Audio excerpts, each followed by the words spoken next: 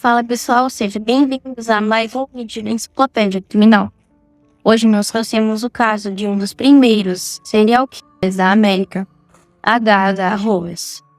Herman Webster Mudgett, mais conhecido pelo nome de Dr. Henry Howard Holmes, ou H.H. Holmes, foi um prolífico assassino em série que operou no final do século XIX. Uma vez, Holmes disse ter matado até 200 pessoas, mas ele acabaria confessando 28 assassinatos. Porém, apenas 9 puderam ser confirmados. Ou se suas atividades assassinas não bastassem, ele também era um vigarista e objeto de mais de 50 processos judiciais apenas em Chicago. Ele nasceu em Germantown, New Hampshire, em 16 de maio de 1861, e era filho de Levi Houghton e Theodate Price, ambos descendentes dos primeiros colonos ingleses. Seu pai era um fazendeiro, que às vezes trabalhava como comerciante e pintor de paredes. Seus pais eram devotos frequentadores da igreja, e afirmavam que Holmes demonstrava uma grande inteligência, desde pequeno se destacando na escola. No entanto, ele foi intimidado por seus colegas e havia sinais de que ele futuramente se tornaria um serial killer, pois praticava cirurgia em animais e fazia atos de crueldade por crianças menores. Alguns relatos indicam que ele pode até ter sido responsável pela morte de um amigo. Aos 16 anos, Holmes se formou no colegial e conseguiu um emprego de professor em Gilwell, e mais tarde na cidade vizinha Alton. Em 4 de julho de 1878, ele se casou com Clara Loveland, filha de uma família rica que o ajudaria a pagar seus estudos. O casal acabou tendo um filho em 1880. Holmes se matriculou na Universidade de Vermont em Burlington, mas saiu depois de apenas um ano. 2 anos depois, em 1882, ele ingressou no Departamento de Medicina e Cirurgia da Universidade de Michigan e se formou em junho de 1884. Durante seus estudos, ele trabalhou no laboratório de anatomia sob a orientação de um professor. Em algum momento, ele também foi aprendiz do Dr. Nahum White, um notável defensor da dissecação humana em New Hampshire. Foi nesse momento que ele descobriu a paixão pela dissecação de cadáveres. Nessa época, Holmes começou uma vida de várias fraudes e golpes. Como estudante de medicina, ele roubou cadáveres, queimou ou os desfigurou e depois plantou os corpos, fazendo parecer que haviam sido mortos em um acidente. Nessa época, ele fez apólices de seguro para eles e recolheu o dinheiro assim que os corpos foram descobertos. Ele também era conhecido por ter lucrado roubando e vendendo cadáveres e esqueletos. Conhecido por ter desenvolvido uma paixão por dissecar cadáveres, ele também usou os corpos para experimentos. Ao mesmo tempo, colegas de quarto descreveram Holmes como uma pessoa que tratava Clara com violência. Em 1884, antes de sua formatura, ela e o filho voltaram para New Hampshire e ela nunca mais o viu. Ele então se mudou para Nova York, onde se espalhou o boato de que Holmes havia sido visto com um menino que mais tarde desapareceu. Ele afirmou que o menino voltou para casa em Massachusetts, mas nenhuma investigação ocorreu e Holmes rapidamente deixou a cidade. Em seguida, ele morou na Pensilvânia, onde conseguiu um emprego como zelador no hospital Lawrence State, mas desistiu depois de alguns dias. Ele então foi trabalhar em uma drogaria na Filadélfia, mas enquanto trabalhava lá, um menino morreu após tomar um remédio comprado na loja. Holmes negou qualquer envolvimento na morte da criança e imediatamente deixou a cidade. Em 1866, embora não fosse divorciado de Clara, Holmes se casou com uma mulher chamada Myrta Belknap, em Minnesota, e o casal acabaria tendo uma filha. Ele pediu o divórcio de Clara algumas semanas depois de se casar com Myrta, alegando infidelidade da parte dela. Mas alegações não puderam ser comprovadas e o processo não deu em nada. Depois de um tempo, os documentos indicaram que ela provavelmente nunca foi informada do processo, e o divórcio nunca foi finalizado. Também em 1886, Holmes finalmente mudou seu nome para Henry Howard Holmes, provavelmente para se esconder dos golpes de seguros que seriam descobertos mais tarde. Ele e sua esposa Myrta então se mudaram para Illinois. No entanto, Holmes passou a maior parte do tempo em Chicago. Lá, ele foi trabalhar na farmácia Holdles. O Dr. Edward Holdle era um ex-aluno de Michigan, apenas alguns anos mais velho que Holmes. Holmes provou ser um funcionário trabalhador e acabou comprando a loja. Ele então comprou um terreno baldio em frente à drogaria, onde começou a construção em 1887 de um prédio de uso misto de 2 andares, com apartamentos no segundo andar e espaços de varejo, incluindo uma nova drogaria. Quando Holmes se recusou a pagar os empreiteiros, eles o processaram em 1888. No entanto, a construção continuou, período durante o qual Holmes contratou e demitiu várias equipes de construção por 2 motivos. Para que ninguém tivesse uma ideia clara do que ele estava fazendo, e 2, para que ele pudesse alegar mão de obra ruim e se recusar a pagar pelos serviços. Mais tarde, a polícia determinaria que ele nunca pagou 1 centavo por nenhum dos materiais que entraram no prédio. As pessoas da vizinhança logo apelidaram o prédio de Holmes de Castelo. Após a conclusão da construção em 1891, Holmes colocou anúncios em jornais fornecendo empregos para mulheres jovens e anunciou o castelo como um local de hospedagem. Ele também colocou anúncios apresentando-se como um homem rico em busca de uma esposa. Todos os funcionários de Holmes, alguns hóspedes do hotel, noivos e esposas eram obrigados a ter apólices de seguro de vida, sendo Holmes ou um de seus pseudônimos o beneficiário. Pouco tempo depois, as pessoas começaram a desaparecer. A essa altura, Holmes não estava sendo fiel à sua segunda esposa Myrta e começou a ter um caso com uma mulher chamada Julia Smythe Conner. Ela era a esposa de Alex Conner, que se mudou para o prédio de Holmes e começou a trabalhar como contador e no balcão de sua farmácia. Depois que Conner descobriu o caso de Julia com Holmes, ele largou o emprego e se mudou, deixando Julia e sua filha Pearl para trás. Julia e Pearl permaneceram no hotel e ela continuou seu relacionamento com Holmes. Por volta do Natal de 1891, Julia e Pearl desapareceram.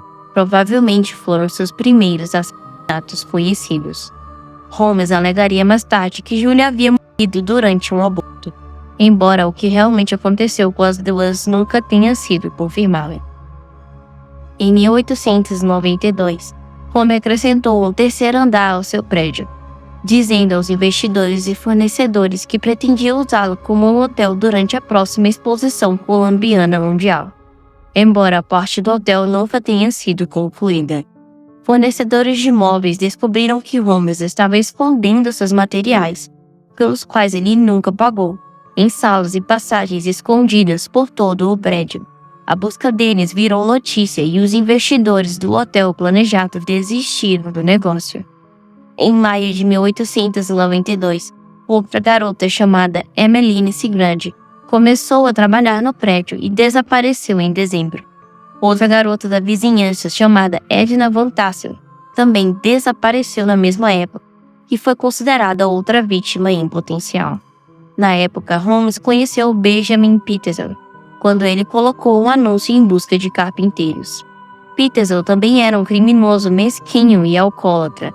Apesar de seus problemas, os dois se tornaram amigos íntimos e Peterson rapidamente se tornaria o braço direito de Holmes em vários esquemas criminosos. No início de 1893, uma atriz chamada Minnie Williams mudou-se para Chicago, e Holmes ofereceu um emprego no hotel como sua secretária pessoal. Williams possuía algumas propriedades em Fort Worth, no Texas, que Holmes a convenceu a assinar para ele. Holmes mais tarde transferiu a escritura para Peterson.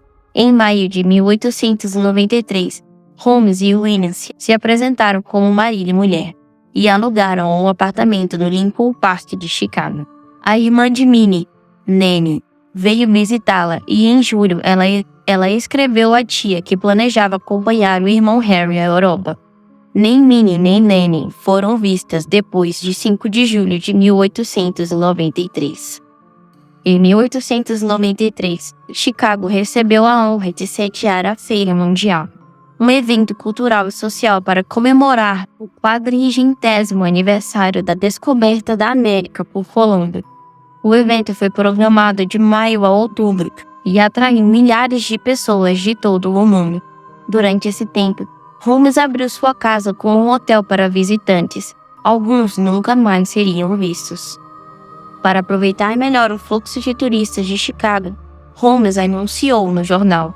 Nesses anúncios, ele chamou o castelo, que ficava apenas alguns quilômetros do recinto da feira, de Hotel da Feira Mundial. Holmes não apenas atraiu as vítimas com anúncios de jornal, mas também compareceu à feira na companhia das crianças de Petersville. Lá, o médico impecavelmente vestido usaria seu charme atraindo mulheres ricas para seu castelo, com a promessa de uma boa noite de descanso. Pessoas vindas de fora da cidade que passavam despercebidas nas enormes multidões da feira. Eles eram impossíveis de rastrear, uma vez que desapareciam nos corredores escuros do castelo.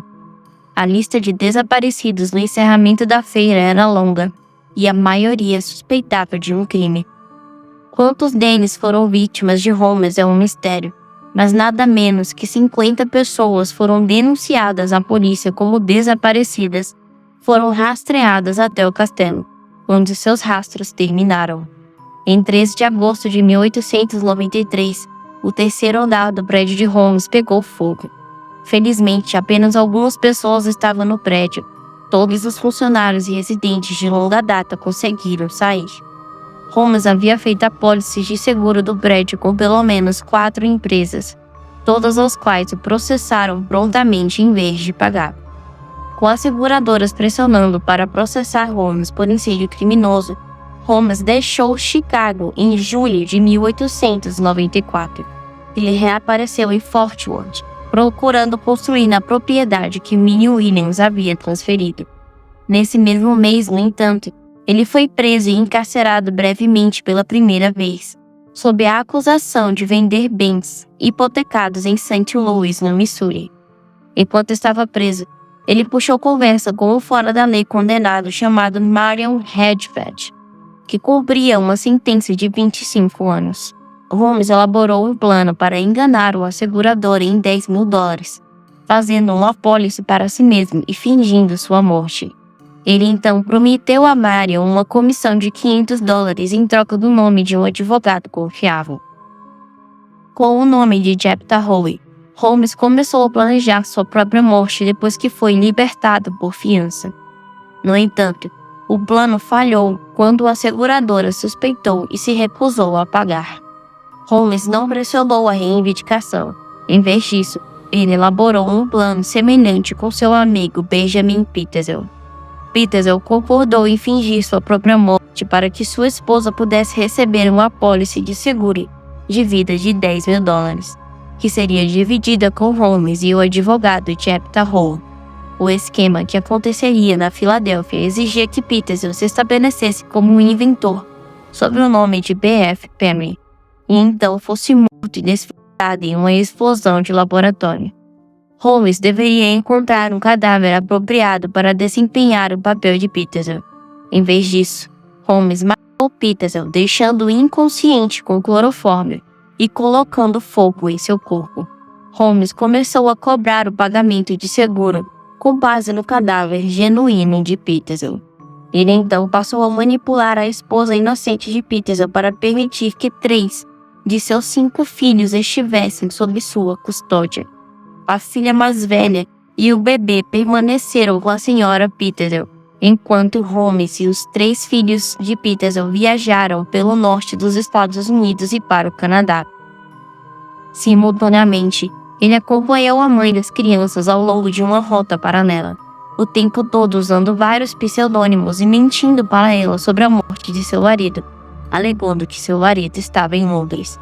Mais tarde, Holmes confessaria ter assassinado 2 das crianças, forçando-as a entrar em um grande porta-malas, abrindo um buraco no porta-malas e conectando um cano de gás para asfixiar as meninas. Holmes enterrou seus corpos nus no porão de sua casa alugada em Toronto. Frank Geiger, um detetive da Filadélfia rastreando Holmes, encontrou os corpos decompostos das duas garotas no porão de sua casa em Toronto. Geiger então seguiu Holmes até Indianápolis, onde Holmes havia alugado uma casa de campo. Ele teria visitado uma farmácia local para comprar as drogas que usou para matar a terceira criança, e uma oficina para afiar as facas que usou para cortar o corpo antes de queimá-lo. Os dentes e pedaços de osso do menino foram descobertos na chaminé da casa. Em 17 de janeiro de 1894, Holmes se casou pela terceira vez com uma mulher chamada Georgiana York, em Denver, Colorado. Ele ainda era legalmente casado com Clara e Mirtha. Nessa época, Marion, que estava com raiva por não ter recebido nenhum dinheiro da morte fingida, contou à polícia sobre a fraude que Holmes havia planejado. Depois disso, as autoridades se redobraram seus esforços para encontrar o indescritível assassino. A onda de assassinatos de Holmes finalmente terminou quando ele foi preso em Boston, em 17 de novembro de 1894, depois de ser rastreado na Filadélfia pela agência de investigação Pinkertons. Ele foi detido por um mandato pendente de roubo de cavalo no Texas, já que as autoridades ficaram mais suspeitas nesse ponto, e Holmes parecia prestes a fugir do país na companhia de sua desavisada terceira esposa.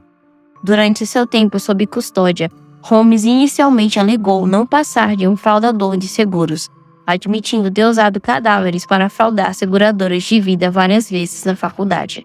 Mas, com o tempo, suas histórias mudaram, chegando a admitir ter matado 28 pessoas. Outras estimativas variam de 20 a até 200 vítimas.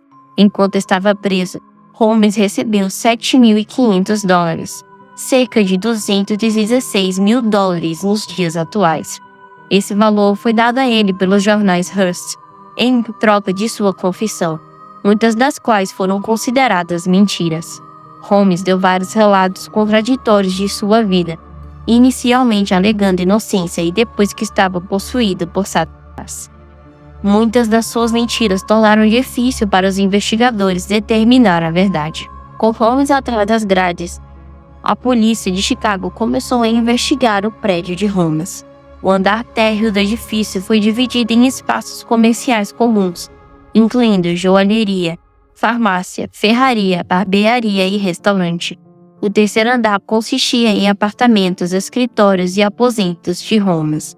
Mas no segundo andar e no porão, eles descobriram uma elaborada casa dos horrores. O segundo andar era um labirinto de cerca de 35 pequenos quartos sem janelas, escadas e portas que não levavam a lugar nenhum. Divisórias falsas, alçapões, passagens secretas e uma escada que se abria para o beco atrás da casa. Havia também alçapões e elevadores que lhe permitiam mover os corpos para o porão. Alguns quartos eram à prova de som e tinham visores que permitiam a Holmes monitorar seus interiores. Outros estavam ligados a uma linha de gás, onde as vítimas poderiam ser asfixiadas. O porão continha um crematório, uma mesa de dissecação salpicada de sangue, cubas de ácido, instrumentos cirúrgicos, vários frascos de veneno e dispositivos de tortura presos às paredes. Acredita-se que Holmes desnudou muitos dos corpos até seus esqueletos para vendê-los para estudo médico. Eles não apenas encontraram o equipamento para produzir o mal, mas também encontraram grandes quantidades de ossos humanos, tufos de cabelo, linho manchado de sangue e peças de roupas que pareciam ter sido escondidas às pressas. Partes dos corpos estavam tão desgastadas e decompostas que era difícil para eles determinar exatamente quantos corpos realmente existiam. O edifício logo ficou conhecido como o Castelo do Assassinato. Após um julgamento, no qual atuou como seu próprio advogado, Holmes foi condenado à morte pelo assassinato de Benjamin Pitezel em 1895. Holmes apelou o caso, mas perdeu. Embora Canadá e Illinois tenham tentado extraditar Holmes da Pensilvânia, ele foi executado. Ele encontrou seu fim em 7 de maio de 1896, quando foi enforcado pelo assassino de Peterson, na Filadélfia. Até o momento de sua morte, Holmes permaneceu calmo e amável, mostrando muito poucos sinais de medo, ansiedade ou depressão. Durante o enforcamento, o pescoço de Holmes não quebrou. Em vez disso, ele foi estrangulado até a morte lentamente, se contorcendo por mais de 15 minutos antes de ser declarado morto, 20 minutos depois que a armadilha foi acionada. Holmes pediu que seu caixão fosse curtido em cimento e enterrado a 3 metros de profundidade, porque temia que ladrões de túmulos roubassem seu corpo e o usassem para dissecação. A vida de Holmes, como um dos primeiros assassinos em série da América, foi tema de muitos livros, documentários e um longa-metragem. O próprio castelo foi misteriosamente destruído por um incêndio em agosto de 1895. De acordo com o recorte do jornal The New York Times, 2 homens foram vistos entrando pelos fundos do prédio entre as 8 e 9 horas da noite.